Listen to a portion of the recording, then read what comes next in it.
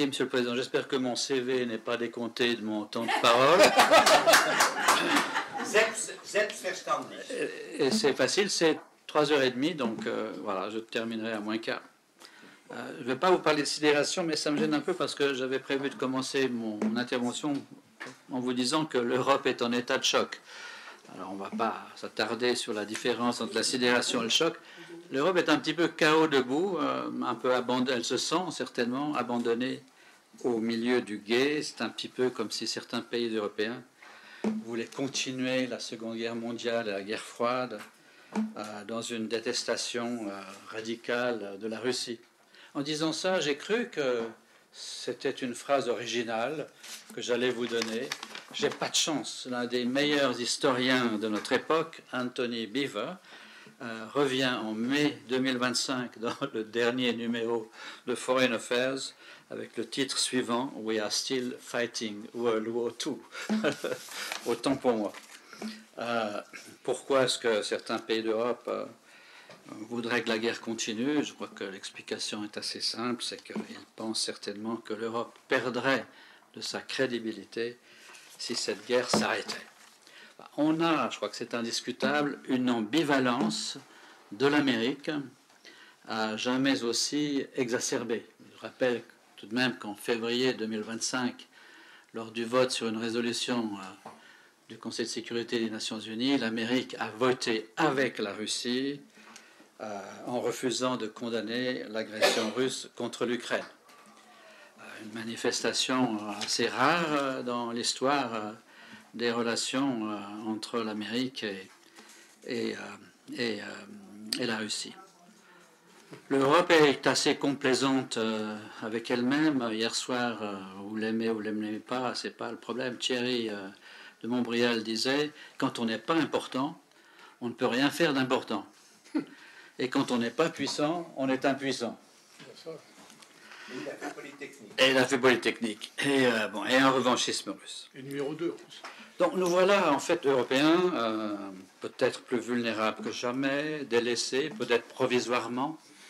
On ne sait pas, on verra, mais comme M. Keller m'a dit qu'il admirait beaucoup la Suisse, je ne vais pas empiéter sur son sujet, mais enfin le monde qu'on a, c'est un petit peu Jurassic Park. Et le fait est qu'on ne sait pas si cela a vocation à perdurer au-delà d'une administration Trump. Mais contrairement à Montbrial qui dit que tout change tout le temps et qu'on peut compter sur rien, je note quand même que la politique américaine mise en place depuis 1945 et les choix opérés avec la création de l'Alliance en 1949 puis de l'OTAN ont toujours été constantes dans la recherche d'un seul objectif, l'affaiblissement de la Russie. Lord Ismay, que tout le monde connaît, on le cite 500 fois par 30 minutes, avait quand même résumé l'Alliance Atlantique, et ça garde toute sa validité. Keep the Soviet Union out of Europe, the Americans in and the Germans down. Mais tout de même, on doit aujourd'hui à la vérité de dire que les États-Unis ont su, pendant très longtemps, rendre le poids de leur domination plus que supportable pour leur protéger, les mettant à l'abri des menées soviétiques, assurant à leur hégémonie une forme de légitimité. Il n'y a pas de plus belle domination que celle qui est librement consentie et acceptée. On a pu longtemps parler, naïvement ou non, c'est une autre affaire, d'une hégémonie bienveillante des États-Unis, mais les États-Unis, on le voit aujourd'hui, sont assez exclusivement les amis des États-Unis et de personne d'autre. Ces considérations préliminaires visent simplement à souligner que les États-Unis ont réussi quelque chose à proprement parler d'inouï. C'est le sujet de mon intervention, une sextuple vassalisation plus ou moins consentie de l'Europe. Une vassalisation militaire, une vassalisation politique, une vassalisation économique et industrielle, financière, une double vassalisation juridique, ainsi qu'une situation de vassalité dans le numérique. Je vais laisser à M. Keller le plaisir de parler de l'OTAN, donc je vais passer comme chat sur braie sur la vassalisation militaire. commandement militaire américain, 37 bases américaines, 100 000 soldats, etc. etc. En soulignant, il va vous le dire mieux que moi, qu'il n'y a pas de conclusion définitive. Qui peut dire aujourd'hui si les États-Unis vont abandonner l'OTAN, se retirer partiellement ou rester? Personne ne le sait. Personne ne sait non plus ce que va donner une défense européenne sur le moyen et le long terme. Donc ça, je vous laisse simplement le choix de traiter ça. Je rappelle simplement Nixon, qui a prononcé des paroles significatives. Il y en a beaucoup ici qui savent que j'adore les citations. Donc je cite Richard Nixon: la seule organisation internationale qui n'ait jamais fonctionné, c'est l'OTAN, parce que c'est une alliance militaire et que nous la dirigeons. Voilà pour la vassalisation militaire de l'Europe. Et comme aimait à plaisanter Boutros-Ghali, il ne suffit pas de dire yes à un représentant américain, il faut lui dire yes sir. Et le narcissisme de Trump est diabolique. Donc, sur le plan politique, je vois une Europe fractionnée en différentes parties. Qui dominera l'Europe? Les États-Unis avec les Anglais, les Polonais, les Baltes, les Ukrainiens, les Allemands, les Français, Kaja Kallas, VDL, je ne sais pas. On verra ça. Mais ce que je veux dire avec cette vassalisation politique, c'est la chose suivante. Ça a dû vous frapper. Depuis plusieurs années, l'Europe ne dit jamais rien pour marquer son indépendance. Elle qui aime le droit international public, elle n'a jamais commenté les idées de Trump sur le Groenland. Elle n'a jamais osé avancer un reproche quelconque à l'administration américaine après le Nord Stream. Et puis, elle ne proteste pas quand ce que j'appelle, c'est pas moi qui, c'est une citation évidemment, l'effet Lucifer, cher à l'un des psychologues les plus renommés du monde, Dr Zimbardo, saisit à la fois tout un pays, l'effet Lucifer, Israël, et les classes dirigeantes américaines. L'effet Lucifer étant défini par Zimbardo comme un processus psychologique qui pousse à réaliser des actes malveillants contraires à vos valeurs. Donc l'Europe, c'est un silence général, et puis comme pour prouver que je peux avoir tort, jusqu'à samedi dernier. Pas de chance, samedi dernier, l'ancien commissaire européen aux affaires étrangères, l'inénarrable Josep Borrell, qui recevait une médaille, qui l'honore en Espagne, a accusé publiquement Israël de se livrer à un génocide à Gaza, c'est quand même l'ancien commissaire aux affaires étrangères.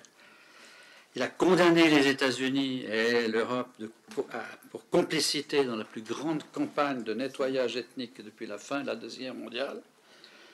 Il a continué en soulignant que Gaza avait reçu 3 fois plus d'explosifs que ceux lâchés par la bombe américaine sur Hiroshima. Il conclut en disant, c'est ce que je voulais démontrer, que l'Europe a les capacités pour protester naturellement et influencer Israël, mais n'en fait rien. Voilà pour la vassalisation politique. Ainsi va la politique, pauvre de nous. Je voudrais paraphraser Pierre Dac, grand philosophe entre guillemets, qui disait l'Europe, à propos de l'Europe, elle aura l'avenir dans le dos tant qu'elle ne fera pas un demi-tour pour regarder la réalité qu'elle fuit. Sur les plans économiques et industriels, le bilan est assez sombre, évidemment. Il vous suffit, je n'en parle pas, mais je vous le recommande, de lire les travaux de l'école de guerre économique française.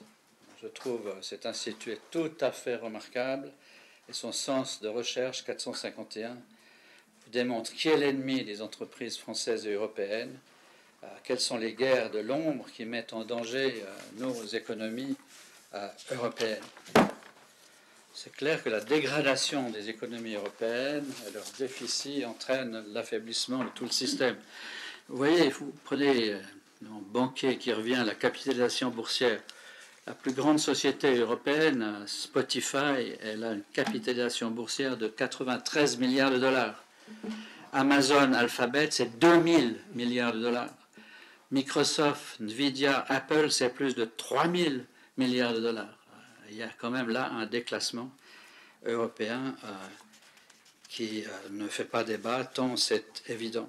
Et c'est par l'épargne qu'on finance l'innovation et pas par la dette. Bon, je ne devrais pas dire ça dans ce pays, mais un exemple, un dernier chiffre, l'épargne retraite représente en France de 7 à 14% du PIB.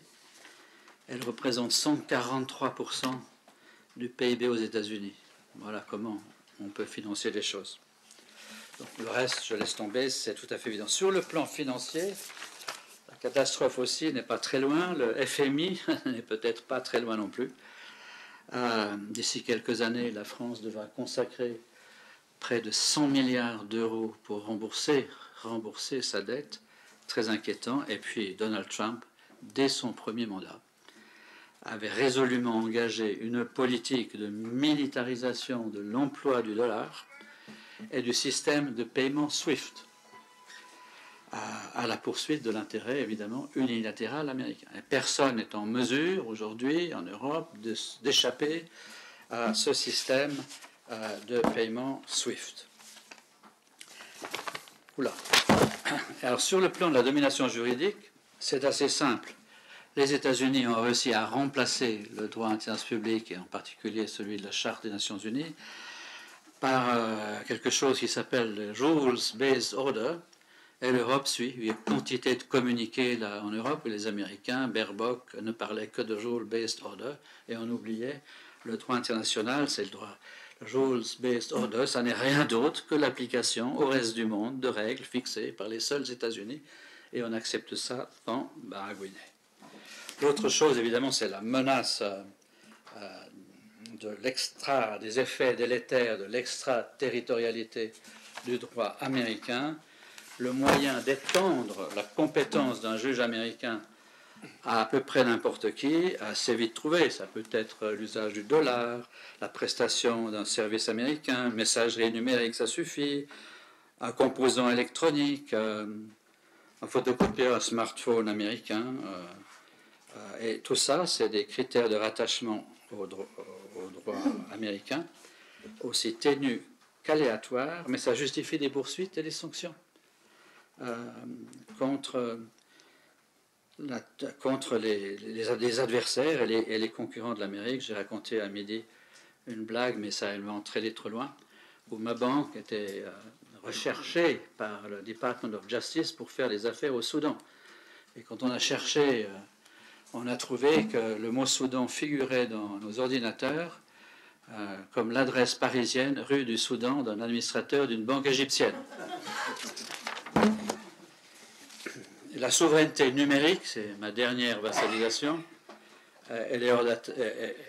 cette souveraineté, elle est hors d'atteinte de l'Europe. Vous savez, puces, smartphones, ordinateurs, cloud, logiciels, réseaux sociaux, messagerie, plateformes, tout cela provient hors de l'Europe. Et rien que pour le cloud et les logiciels, le prix de la dépendance aux États-Unis est d'à peu près 300 milliards de dollars à l'heure actuelle. Tout ça, c'est tout à fait invraisemblable. L'Europe ne peut pas se débrouiller sans Windows et Microsoft, sans le cloud d'Amazon et de Google, sans l'intelligence artificielle d'OpenAI ou les messageries de Meta et de Google. Je vous rappelle qu'un simple executive order de la Maison-Blanche peut signifier un shutdown digital pour un pays européen. Voilà pour mes vassalisations. Alors, conclusion rapide, avec 2 citations et demie. David Ray Griffin, un auteur américain bien connu, a publié en 2018 un livre qui s'appelle « La trajectoire américaine, divine ou démoniaque ». Et la conclusion de ce que je dis aujourd'hui, c'est qu'on a passé de l'un à l'autre aujourd'hui. Et alors j'ai fait un effort, j'ai traduit une citation de Eisenhower, je pense que vous ne la connaissez pas, elle est difficile à trouver, elle date de 1953. C'est pour vous, mon cher Ladouce.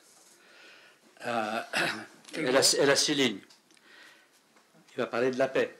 Alors je vous cite Eisenhower qui a des mots extraordinaires, écoutez ça. Chaque fusil que l'on fabrique, chaque navire de guerre qui sort d'un chantier naval, chaque missile lancé implique en fin de compte que l'on vole ceux qui ont faim et qui ne sont pas nourris. Pas mal. Ceux qui ont froid et qui ne sont pas vêtus. Un monde sur le sentier de la guerre ne se contente pas de dépenser de l'argent, Il dépense la sueur de ses travailleurs, le génie de ses scientifiques, les espoirs de ses enfants. Ce n'est pas une façon de vivre dans le vrai sens du mot. Sous les nuages de la guerre qui s'amoncellent, 53, il y a toute l'humanité comme suspendue à une croix de fer. Ma traduction, hein, c'est moi qui veux les droits. 15 minutes. Alors vous m'en donnez une seulement, de Samuel Fulbright. Ça, c'est extraordinaire, je révèle tout de suite le secret. C'est écrit en 1966. Seule une nation en paix avec elle-même, il parle des États-Unis naturellement, seule une nation en paix avec elle-même, avec ses erreurs comme avec ses succès, est capable de comprendre les autres avec générosité.